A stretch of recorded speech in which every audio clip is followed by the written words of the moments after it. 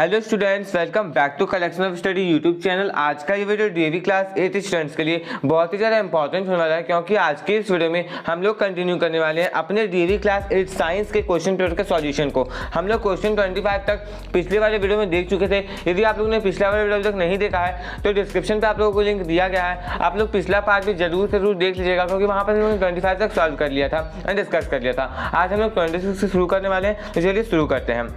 देखिए यहाँ सबसे पहला जो आएगा change in its shape. Okay, next the force applied by archer to stretch the bow is an example of muscular force while the arrow moves towards its target the force acting on it due to its. देखिए बोला जा रहा है कि जब arrow जो है आगे अपने टारगेट की ओर मूव कर रहा था तो उस पर जो फोर्स एक्ट कर रहा होगा वो क्या होगा। Okay, due to fluid friction. Okay, आप यहाँ पे फ्रिक्शन भी लिख सकते थे या फिर फ्लूइड फ्रिक्शन ऑफ एयर भी लिख सकते थे। ओके, विच एक्ट्स इन डायरेक्शन। अब फ्रिक्शन बेसिकली किस डायरेक्शन में एक्ट करता है, तो जिस डायरेक्शन में किसी चीज का मोशन होता है उसके अपोजिट डायरेक्शन में फ्रिक्शन एक्ट करता है। तो यहाँ पे हो जाएगा which acts in a direction opposite to the direction of motion. अब हम लोग आगे देखते हैं स्टूडेंट, 26 हमारा हो गया। यहाँ पे और दिया गया है। अब देखिए और वाले क्वेश्चन में हम लोग को डिफरेंशिएशन देना है, that is balance force and unbalance force. अब देखिए मैंने आप लोगों को इंपॉर्टेंट क्वेश्चन वाले वीडियो में बताया था स्टूडेंट्स कि आप लोगों को कुछ आएगा चाहे नहीं, balance forces and unbalance forces का डिफरेंसेस जरूर आएगा, क्योंकि ये क्वेश्चन बहुत सालों से रिपीट हो रहा था। ओके,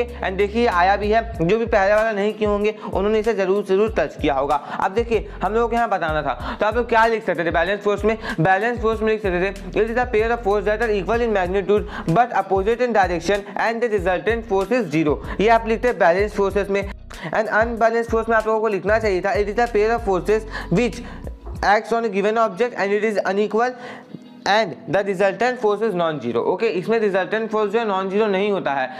देखिए जो बैलेंस फोर्स होता है उसमें रिजल्टेंट फोर्स जीरो हो जाता है। ऐसा इसलिए होता है क्योंकि दोनों तरफ से एक इक्वल अमाउंट ऑफ फोर्स लगता है, इक्वल मैग्नीट्यूड ऑफ फोर्स लगता है। बट यहाँ पर अनबैलेंस फोर्स में एक ज़्यादा होता है, जिसके चलते एक क्या करता है, डोमिनेट करता है। ओके, मान लीजिए आप किसी बॉक्स को धक्का दे रहा है, आपका फ्रंट बॉक्स को धक्का दे रहा है, तो जितने ज़्यादा ताकत से जो धक्का देगा उसके अपोजिट डायरेक्शन में बॉक्स मूव करेगा। ओके, मान लीजिए आप लेफ्ट साइड धक्का दे रहे हैं, आपका फ्रंट जो है राइट साइड धक्का दे रहा है, तो जो ज़्यादा तेजी से धक्का देगा उधर जाएगा आपका बॉक्स। इस बात का आप लोग बिल्कुल ध्यान रखिएगा। तो अनबैलेंस फोर्स जो होता है वो हमेशा ज्यादा होता है एंड उसका कभी भी जीरो नहीं आता है वैल्यू, एंड बैलेंस फोर्स हमेशा बैलेंस हो जाता है तो उसका जो वैल्यू है वो जीरो आ जाता है, आ सकता है। अब हम लोग शुरू कर चुके हैं सेक्शन सी एंड यहाँ पे सारे क्वेश्चन सब 3 मार्क्स के हैं। तो पहला क्वेश्चन दिया गया है describe the structure of nucleus. जो भी मैंने इंपॉर्टेंट क्वेश्चन वाले वीडियोस को देख के गए होंगे उन्हें बहुत ज़्यादा फायदा हुआ होगा स्टूडेंट्स, क्योंकि वहाँ पर मैंने सारी चीज़ें आपको बता दी थी कि कौन कौन से क्वेश्चंस आपके एग्जामिनेशन में आ सकते हैं। देखिए इस क्वेश्चन में आप लोगों को न्यूक्लियस का स्ट्रक्चर डिस्क्राइब करना है।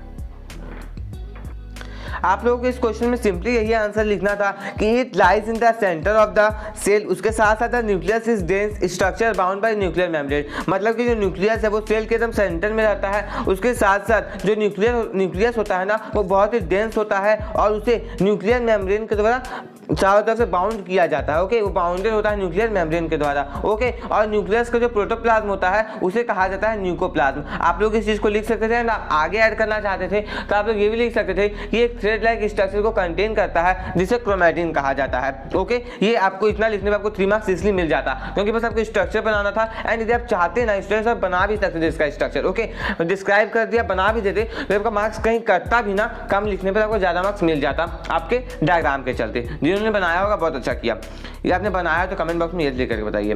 28 आंसर द फॉलोइंग क्वेश्चंस। अब आप लोगों को कुछ क्वेश्चंस दिए गए हैं या फिर हम लोग बोल सकते हैं रीजंस बेस्ड क्वेश्चन है। मैंने आपको कहा था कि आपके बुक में जितने भी रीजन बेस्ड क्वेश्चंस दिए गए हैं वो आपके एग्जामिनेशन में आएंगे। ओके, तो आप लोगों ने कर लिया होगा। अब देखिए क्या दिया गया है, आंसर द फॉलोइंग क्वेश्चन में फर्स्ट दिया गया है a metal that is soft and cut with a knife. एक मेटल जो कि बहुत ही सॉफ्ट होता है और उसे नाइफ से यानी चाकू से भी काटा जा सकता है। ये किस चैप्टर से आया है स्टूडेंट, से आया है metal and non metal chapter से। मैंने आपको कहा था कि बुक में आपको जितने भी इस प्रकार के क्वेश्चन दिए गए हैं ना वो आपके एग्जामिनेशन में आएंगे, चाहे वो रीजन बेस्ड क्वेश्चन हो चाहे वन वर्ड आंसर वाले क्वेश्चन हो। देखिए ये क्वेश्चन आपके एग्जामिनेशन में आया है कि एक ऐसा मेटल बताना है आप लोगों को जिसे हम लोग नाइफ से भी काट सकते हैं, जैसे कि सोडियम हो गया और पोटासियम हो गया। ओके, अब सेकंड दिया गया है a non metal which is essential for living beings during breathing. एक नॉन मेटल जो कि लिविंग बीइंग्स के लिए बहुत ही ज़्यादा जरूरी होता है, एसेंशियल होता है ब्रीथिंग, हमें श्वास लेने के लिए, सांस लेने के लिए। तो इसका आंसर क्या होगा स्टूडेंट्स? ऑक्सीजन। हम लोग सिर्फ ऑक्सीजन ही तो लेते हैं, एंड ऑक्सीजन क्या है? ऑक्सीजन एक नॉन मेटल है। अब अगला क्वेश्चन हम लोग देखते हैं। अगला क्वेश्चन दिया गया give reasons for the following.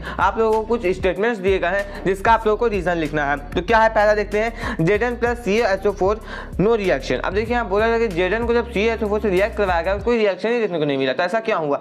तो यदि आप लोग रिएक्टिव सीरीज को पढ़े होंगे, रिएक्टिविटी सीरीज को, तो आप लोग इस चीज का आंसर बिल्कुल सही किए होंगे, क्योंकि Zn जो है वो Ca से नीचे आता है। अब मान लीजिए यहाँ पे आप लोग नहीं लिखे इसका आंसर, आपने इसे छोड़ दिया, स्टूडेंट्स आपका बिल्कुल गलत हो गया, ठीक है, क्योंकि आप लोग छोड़ना नहीं चाहिए था इसे। आप लोगों को इसलिए नहीं छोड़ना चाहिए क्योंकि क्वेश्चन बहुत इजी था। देखिए आप लोगों को ये पता है कि डिस्प्लेसमेंट रिएक्शन होता है। डिस्प्लेसमेंट रिएक्शन कब होता है? जब एक रिएक्टिविटी सीरीज में ऊपर लाई करता है, बट यहाँ पर Zn जो है वो Ca से नीचे लाई करता है। ओके, तो आप लोगों को इस क्वेश्चन में सिंपली यही आंसर लिखना था। The reason behind this is that Zn is not more reactive than Ca, और ऐसा भी लिख सकते थे Ca lies above than Zn in reactivity series. आप लोग ऐसा भी लिखते को पूरा का पूरा मार्क्स मिलता है, क्योंकि यहाँ पे जो Zn है ना वो Ca से ज़्यादा रिएक्टिव नहीं है, और रिएक्टिविटी सीरीज में Ca पहले आता है। तो ऊपर से नीचे हमेशा डिस्प्लेस होगा, बट नीचे से ऊपर कभी भी डिस्प्लेसमेंट नहीं होता है। इस बात का आप लोग हमेशा ध्यान रखिएगा, एंड ये जो टॉपिक है वो क्लास 10 में आपको देखने को मिलेगा। अब अगला दिया गया है Mg plus CuSO4 gives MgSO4 plus Cu। अब इस क्वेश्चन में आप लोग क्या लिखेंगे? इस क्वेश्चन का आंसर आप लोगों को ये लिखना चाहिए स्टूडेंट्स कि Mg जो है वो Cu से ज़्यादा रिएक्टिव है, hence it displaces Cu from its compound. Okay, Cu को वो क्या कर देता है? डिस्प्लेस कर देता है उसके कंपाउंड से। तो इसका सिंपल सा आंसर था। अब हम लोग आगे आप देखिए स्टूडेंट्स, इसी क्वेश्चन में और करके दिया गया है, जिसमें पहला क्वेश्चन पूछा गया है कि आप लोगों को आंसर करना है ये कैसा एलॉय जिसे गन बैरल्स बनाने के लिए काम में लिया जाता है, जो कि गन बैरल्स बनाने के काम आता है। देखिए इसका आंसर होगा copper plus tin plus zinc. Okay, अब आगे दिया गया है a non metal use as an antiseptic. एक ऐसा नॉन मेटल जिसे एंटीसेप्टिक के रूप में यूज किया जाता है, जिसका आंसर हो जाएगा students iodine.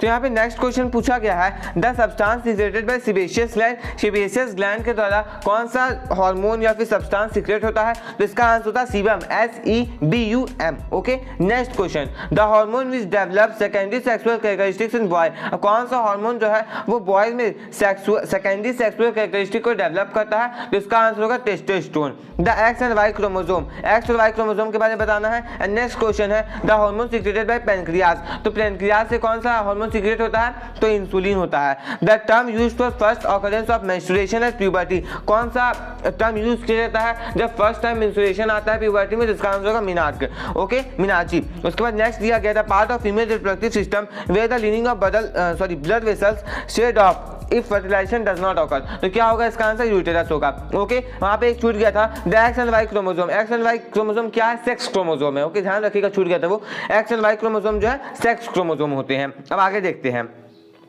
Name any two varieties of coal. Why do varieties of coal differ from each other. देखिए यहाँ पे आप लोगों को दो वेराइटीज बताने थे कोल के। आप ध्यान दीजिएगा कि कौन कौन सा वेराइटी होता है कोल का। बहुत 4 वेराइटीज होते हैं, एंथ्रासाइट होता है, विटोमाइनस होता है, पीट होता है, लिग्नाइट होता है। आप लोगों को किसी भी दो के बारे में लिखना था और उसे एक्सप्लेन करना था, या फिर हम बोल सकते हैं उनके बीच में डिफ्रेंशिएशन करना था। तो ये क्वेश्चन मैं डिस्कस नहीं कर रहा हूँ, तो मुझे बिल्कुल भी नहीं पता किस क्वेश्चन ने क्या लिखा होगा। ओके, तो आप लोग इसे अपने हिसाब से बुक में देख लीजिएगा, आप लोगों को सोर्सेज ऑफ एनर्जी चैप्टर में ये क्वेश्चन मिल जाएगा।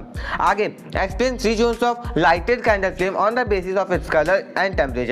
बोला था कि हम लोगों को 3 जोन्स बताने हैं लाइटेड कैंडल फ्लेम के, उसके कलर के बेसिस पे और टेम्परेचर के बेसिस पे। तो ये भी क्वेश्चन बहुत ज़्यादा इजी है, एंड ये क्वेश्चन आपका कंबसन चैप्टर से आया था। एंड मैंने आपको डायग्राम वाले वीडियो में बताया था कि कम से कम आप लोग इसका डायग्राम करके जाइएगा, बट डायग्राम यहाँ पे नहीं आया है। आप लोगों को यहाँ पे तो दूसरा टाइप का क्वेश्चन दे दिया गया है कि 3 जोन बताने हैं आप लोगों को कैंडल के। ओके, हम लोग जानते हैं कि कौन कौन सा जोन होता है। ओके, तो देखिए कौन कौन सा जोन होता है।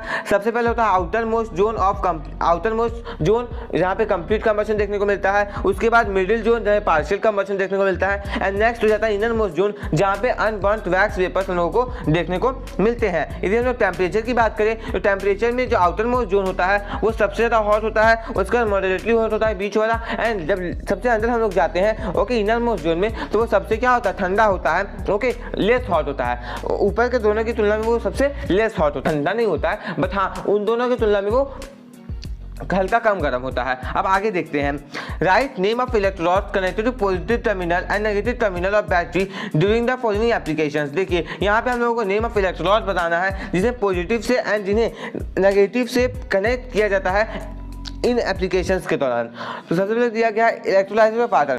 यदि हम लोग क्वेश्चन नंबर 32 के आंसर की बात करें तो पहला क्वेश्चन दिया गया है electrolysis of water. Electrolysis of water में दोनों हो, चाहे एनोड हो चाहे कैथोड हो, दोनों में ग्रेफाइट का यूज किया जाता है। इस बात का आप लोगों को बिल्कुल ध्यान होना चाहिए स्टूडेंट्स कि जो एनोड होता है वहाँ पे ऑक्सीजन बबल्स देखने को मिलते हैं एंड जो कैथोड होता है वहाँ पे हाइड्रोजन बबल देखने को मिलते हैं। ओके, बी दिया गया इलेक्ट्रोप्लेटिंग ऑफ कॉपर और जिंक। अब देखिए जब भी इलेक्ट्रोप्लेटिंग किया जाता है कॉपर और जिंक का, यहाँ पे क्वेश्चन पूछा गया है कि किसको क्या बनाया जाता है, किसको कैथोड में ऐड किया जाता है एंड किसको एनोड के साथ कनेक्ट किया जाता है। तो इस बात का आप लोगों को बिल्कुल ध्यान होना चाहिए, पता होना चाहिए कि जो कॉपर प्लेट होता है ना उसे एनोड बनाया जाता है एंड जो जिंक प्लेट होता है उसे कैथोड बनाया जाता है। ओके, अब हम लोग नेक्स्ट देखते हैं। अब देखिए सी में कहा गया है इलेक्ट्रो रिफाइनिंग ऑफ कॉपर। जब भी कॉपर का इलेक्ट्रो रिफाइनिंग किया जाता है स्टूडेंट्स, तो ये बात आप लोग जानते होंगे कि जो प्योर कॉपर होता है उसे कैथोड बनाया जाता है और जो इम्प्योर होता है उसे एनोड बनाया जाता है। एंड यहाँ पे सॉल्यूशन कौन सा लिया जाता है ये आप लोग कमेंट करके बताएंगे। ओके,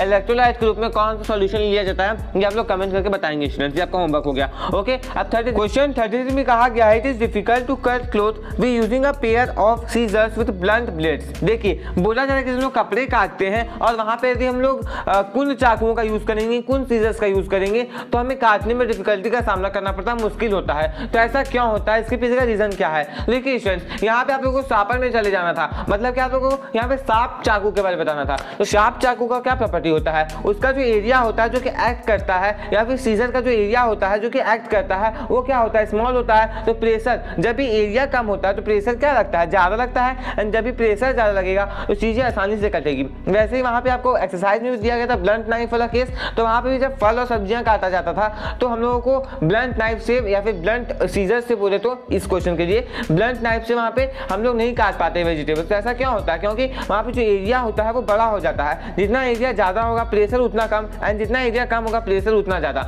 तो हम लोग जब किसी चीज को काटते हैं तो हमें ज्यादा प्रेशर की आवश्यकता होती है। तो ज्यादा प्रेशर के लिए क्या चाहिए, एरिया कम चाहिए। ओके, तो इस केस में आप लोगों को ये लिखना चाहिए था, इस क्वेश्चन का आंसर ये होना चाहिए था कि एरिया जो होता है ब्लंट ब्लेड्स का, ब्लंट सीजर का, वो ज्यादा होता है। ओके, जिसके चलते प्रेशर जो होता है वो कम लगता है एंड कपड़े जो इजीली नहीं कर पाते हैं। सिंपल सा आंसर इसका हो जाता। B. We know that there is a huge amount of atmospheric pressure on us, but we do not experience its effect. बोला जा रहा है कि हम लोग जानते हैं कि हमारे ऊपर बहुत ही बड़ा एटमॉस्फेरिक प्रेशर एक्ट करता है, बट हम लोग उसे बिल्कुल भी नेग्लिजिबल अमाउंट में भी एकदम उसे महसूस नहीं करते हैं। तो ऐसा क्यों होता है?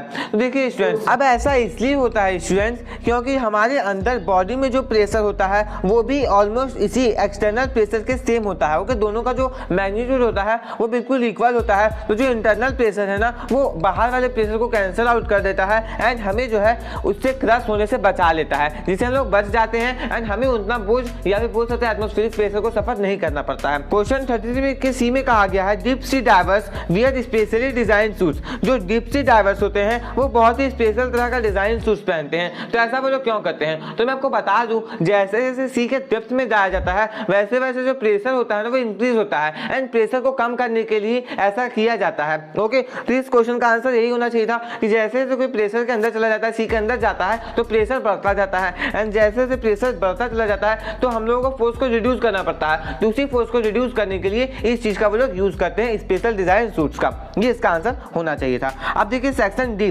Right name of 3 reproductive pattern with one example of each. अब इस क्वेश्चन का मैंने आपको बताया था स्टूडेंट्स कि ये क्वेश्चन पक्का आएगा आपके एग्जामिनेशन में एंड देखिए हाजिर हो गया ये क्वेश्चन आपके सामने। ओके, जिन्होंने इंपॉर्टेंट क्वेश्चन देखा होगा वो इसका बिल्कुल करेक्ट आंसर लिख करके आए होंगे। अब देखिए क्वेश्चन में कहा गया है आप लोगों को 3 रिप्रोडक्टिव पैटर्न्स बताने हैं और हम लोगों को एक एक एग्जांपल भी देना है सभी का। ओके, तो 3 रिप्रोडक्टिव पैटर्न आप सभी ने पढ़े होंगे स्टूडेंट्स, आप लोगों को पता होगा कि रिप्रोडक्टिव पैटर्न जो होता है वो 3 होता है। कौन कौन सा होता है ये भी आप सभी लोग जानते होंगे, आपने करके गए होंगे। तो देखिए पहला होता है external fertilisation and external development, मतलब बाहरी फर्टिलाइजेशन हुआ एंड बाहरी डेवलपमेंट हो गया। दूसरा होता है internal fertilisation and external development and तीसरा होता है internal fertilisation and internal development. जो ही बच्चे इतना लिख करके छोड़ थोड़े उनका मार्क्स कटेगा, क्योंकि 5 मार्क का क्वेश्चन था। आप लोगों को थोड़ा एक्सप्लेन कर देना था इसमें, ओके, कि इंटरनल फर्टिलाइजेशन, इंटरनल डेवलपमेंट, एक होता है इंटरनल फर्टिलाइजेशन, एक्सटर्नल डेवलपमेंट। मतलब कि फर्टिलाइजेशन तो अंदर में हो गया, बट जो डेवलपमेंट हुआ वो बाहर हुआ, होता है हेन के केस में, ओके, मुर्गियों के केस में ऐसा होता है। इंटरनल फर्टिलाइजेशन, इंटरनल डेवलपमेंट किसके केस में होता है? ये ह्यूमन बीइंग्स के केस में होता है